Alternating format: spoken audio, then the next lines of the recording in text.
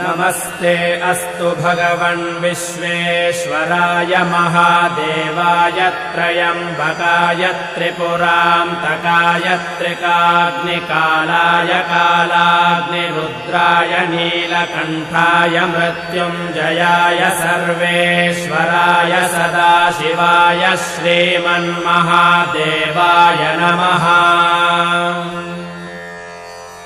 नमो हिरण्यबाहवे सेनान्ये दिशां च पतये नमो नमो वृक्षेभ्यो हरिकेशेभ्यः पशूनां पतये नमो नमः सस्पिञ्जराय द्विषीमते पथीनां पतये नमो नमो बभ्रुषाय विव्याधिनेन्नानां